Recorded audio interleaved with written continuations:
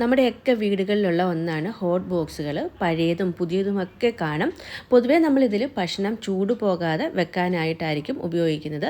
എന്നാൽ ഇന്നത്തെ നമ്മുടെ വീഡിയോയിൽ ഒട്ടനവധി ഉപയോഗങ്ങൾ ഇതുകൊണ്ട് ചെയ്യാനായിട്ട് കഴിയുന്നതാണ് കേട്ടോ കാണിക്കുന്നത്. മാത്രമല്ല പഴയ ചൂട് ഒരുപാട് നേരം നിൽക്കാത്ത ഹോട്ട് ബോക്സുകളാണ് നമ്മുടെ കയ്യിലുള്ളതെങ്കിൽ അതിൽ ഭക്ഷണം വെക്കുന്ന സമയത്ത് ചൂടാറാതെ എങ്ങനെ നമുക്ക് വെക്കാമെന്നുള്ള ടിപ്പും കാണിക്കുന്നുണ്ട്.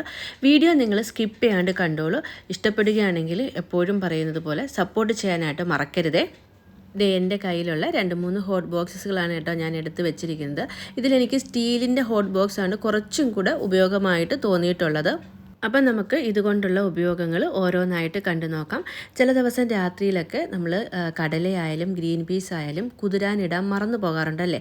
അങ്ങനെയാണെങ്കിൽ പേടിക്കേണ്ട ആവശ്യമൊന്നുമില്ല. രാവിലെ നമ്മൾ എഴുന്നേറ്റ് വരുന്ന ആ സമയത്ത് ഇതുപോലെ ഹോട്ട് ബോക്സിലേക്ക് ഗ്രീൻ പീസ് ആയാലും കടലയായാലും ഇട്ട് കൊടുത്തിട്ട് കുറച്ച് ചൂടുവെള്ളം ഇതിലേക്ക് ഒഴിച്ച് അരമണിക്കൂർ ഒന്ന് അടച്ചു വെച്ച് നോക്കൂ.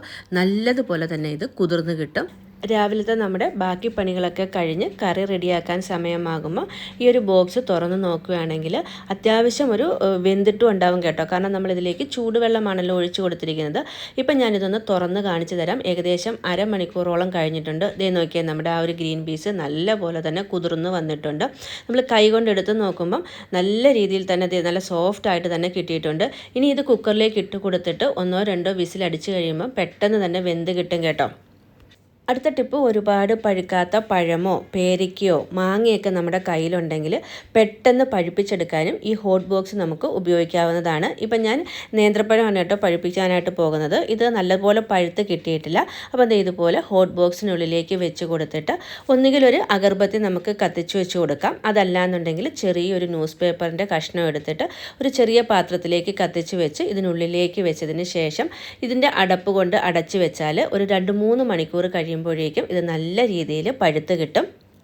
ആ ഒരു പുകയിലും ചൂടിലും ഇരുന്ന് നമ്മുടെ പഴം വേഗം തന്നെ പഴുത്ത് കിട്ടും. ഇപ്പോൾ രാവിലെയൊക്കെ നമ്മൾ ഇതുപോലെ പഴുക്കാത്ത പഴമാണ് നമ്മുടെ കയ്യിലുള്ളത്. വൈകിട്ട് നമുക്ക് പുട്ടൊക്കെ റെഡിയാക്കണം അല്ലെങ്കിൽ സ്നാക്സ് റെഡിയാക്കണമെന്നുണ്ടെങ്കിൽ ഇതുപോലെ ഒന്ന് ചെയ്തെടുത്താൽ മതി.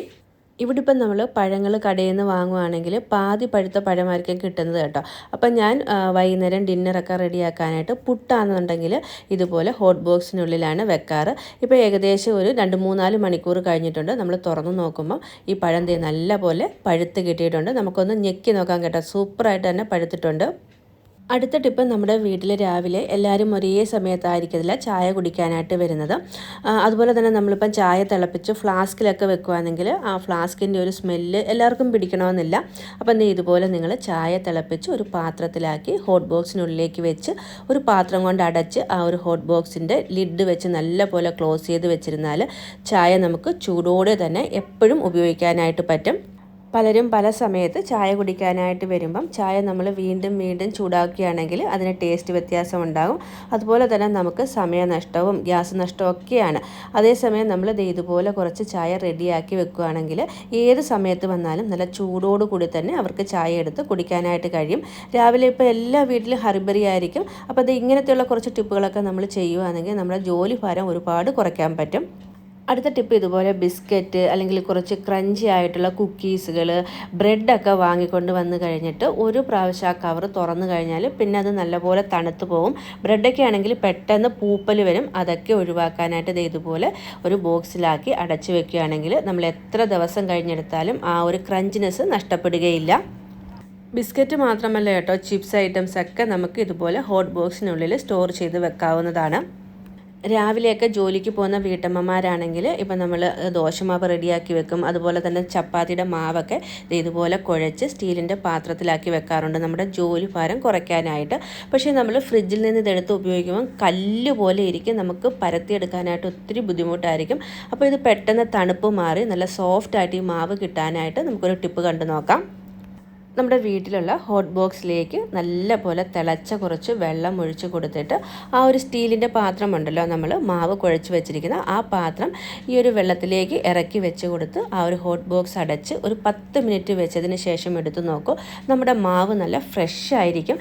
അന്നേരം നമ്മൾ ചപ്പാത്തിക്ക് മാവ് എങ്ങനെ കുഴച്ചെടുക്കുന്നോ ആ രീതിയിൽ തന്നെ കിട്ടും.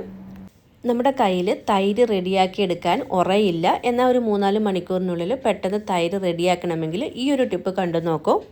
ഞാനിപ്പം പാല് നല്ലതുപോലെ തിളപ്പിച്ച് ഒരു ഇളം ചൂട് പരുവത്തിലാണ് കേട്ടോ എടുത്തിരിക്കുന്നത്. നമ്മൾ സാധാരണ തൈര് റെഡിയാക്കുന്ന സമയത്ത് പാലൊരു ചെറിയ ചൂടിലാണല്ലോ എടുക്കുന്നത്. ആ പരുവത്തിലെടുത്തതിന് ശേഷം ഹോട്ട് ബോക്സിനുള്ളിലേക്ക് നല്ലതുപോലെ തിളച്ച കുറച്ച് വെള്ളം ഒഴിച്ച് നമ്മൾ റെഡിയാക്കി വെച്ചിരിക്കുന്ന പാല് അതിലേക്ക് ഇതുപോലെ ഒന്ന് ഇറക്കി വെച്ച് കൊടുക്കണം. എന്നിട്ട് നമുക്കൊരു മുളക് നല്ലതുപോലെ കഴുകി വൃത്തിയാക്കിയെടുത്ത ഒരു വറ്റൽ മുളക് ഇതിലേക്ക് ഇട്ട് കൊടുക്കാം. നമ്മുടെ കയ്യിൽ ഉറയുണ്ടെങ്കിൽ ആ ഉറ ഒഴിച്ച് കൊടുത്താലും മതി. ഇപ്പോൾ എൻ്റെ കയ്യിൽ ഉറ ഇല്ലാത്തതുകൊണ്ടാണ് കേട്ടോ ഞാനൊരു വറ്റൽമുളക് ഇതിലേക്ക് ഇട്ട് കൊടുക്കുന്നത്. അതിനുശേഷം നല്ല രീതിയിൽ ആ ഒരു പാത്രം അടച്ച് ഹോട്ട് ബോക്സിൻ്റെ ലിഡ് ഉപയോഗിച്ച് ക്ലോസ് ചെയ്തിട്ട് ഏകദേശം ഒരു 3-4 മണിക്കൂർ കഴിഞ്ഞ് നിങ്ങൾ തുറന്ന് നോക്കൂ. നല്ല കട്ട തൈര് ഇവിടെ റെഡി ആയിട്ടുണ്ട്.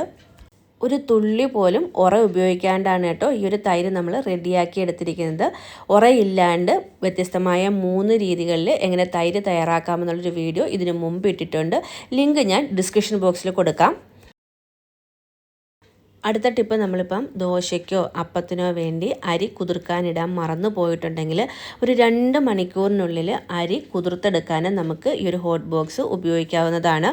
ഞാനിപ്പം 2 ഗ്ലാസ്സോളം പച്ചരിയാണ് കേട്ടോ എടുത്തിരിക്കുന്നത്. അതിലേക്ക് ഏകദേശം 3/4 ഗ്ലാസ്സോളം ഉഴുന്നാണ് ഇട്ട് കൊടുക്കുന്നത്.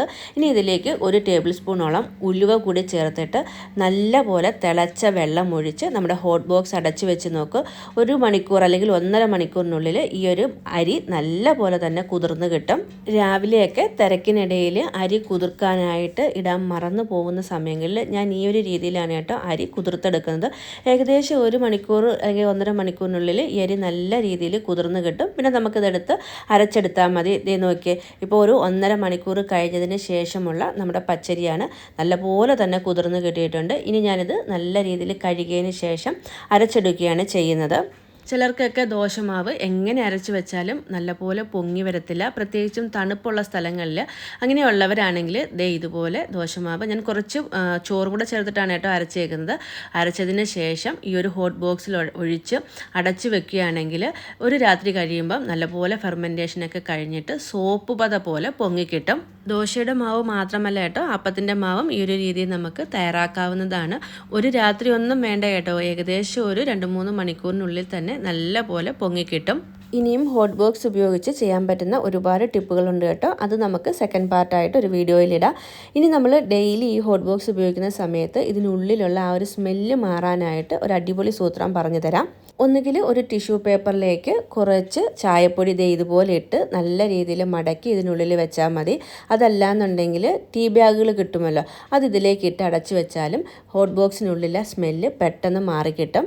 നോൺ വെജിൻ്റെയൊക്കെ കറികൾ എടുത്തതിന് ശേഷം നമുക്ക് പിന്നെ ഇതിലേക്ക് ബ്രേക്ക്ഫാസ്റ്റൊക്കെ വെക്കണമെങ്കിൽ ഒരു സ്മെല്ലുണ്ടാകാറുണ്ട്. ആ സ്മെല്ലൊക്കെ ഈ ഒരു രീതിയിൽ ചെയ്താൽ പെട്ടെന്ന് തന്നെ നമുക്ക് മാറിക്കിട്ടും കേട്ടോ. അടുത്ത ടിപ്പ് ഒരുപാട് പേർക്ക് യൂസ്ഫുൾ ആവുന്ന ഒന്നാണ്. ഇതിപ്പോൾ എൻ്റെ പഴയ ഒരു ഹോട്ട് ബോക്സ് ആണ്. ഇതിന് നമ്മൾ എന്തെങ്കിലും ഫുഡ് ഐറ്റംസുകൾ വെച്ച് കഴിഞ്ഞാൽ പെട്ടെന്ന് തന്നെ അത് തണുത്ത് പോകും കേട്ടോ. ഒരുപാട് നേരമൊന്നും ചൂടോടെ ഇരിക്കത്തില്ല. അപ്പോൾ അങ്ങനെയുള്ള ഹോട്ട് ബോക്സുകൾ നിങ്ങളുടെ കയ്യിലുണ്ടെങ്കിൽ ഫുഡ് വെക്കുന്നതിന് മുമ്പ് ഈ ഒരു ടിപ്പ് ചെയ്ത് നോക്കൂ. നല്ല പോലെ തിളപ്പിച്ചെടുത്ത വെള്ളം ഇതിലേക്ക് ഒഴിച്ചു കൊടുത്ത് കുറച്ച് നേരം, ഏകദേശം ഒരു 5-10 മിനിറ്റ് നേരം അടച്ച് വെച്ചതിന് ശേഷം ആ വെള്ളം കളഞ്ഞ് ഇതിനുള്ളിലേക്ക് നമ്മൾ ഫുഡ് വെക്കുകയാണെങ്കിൽ നല്ല പോലെ ആ ഒരു ഫുഡ് ചൂടോട് കൂടിയിരിക്കും. പൊതുവേ നമ്മൾ പഴയതായ അല്ലെങ്കിൽ ചൂട് നിൽക്കാത്ത ഹോട്ട് ബോക്സുകളൊക്കെ ഉണ്ടെങ്കിൽ കളയാറാണ് പതിവ്. ഇനി അങ്ങനെ വേണ്ട കേട്ടോ, ഇതുപോലൊന്ന് ചെയ്തെടുത്താൽ മതി. അപ്പോൾ ഇന്നത്തെ നമ്മുടെ വീഡിയോയിൽ ഹോട്ട് ബോക്സ് കൊണ്ടുള്ള കുറച്ച് ടിപ്പുകളാണ് കാണിച്ചത്. തീർച്ചയായിട്ടും എല്ലാ വീട്ടമ്മമാർക്കും ഈ ഒരു വീഡിയോ യൂസ്ഫുൾ ആകും. ഇഷ്ടപ്പെട്ടെങ്കിൽ എപ്പോഴും പറയുന്നത് പോലെ പ്ലീസ് ഒന്ന് സപ്പോർട്ട് ചെയ്യാനായിട്ട് സബ്സ്ക്രൈബ് ചെയ്യാനും തൊട്ടടുത്ത് കാണുന്ന ബെല്ലൈക്കൻ എനേബിൾ ചെയ്യാനും മറക്കില്ലല്ലേ. വീണ്ടും നല്ലൊരു വീഡിയോയിൽ കാണാം. Bye bye.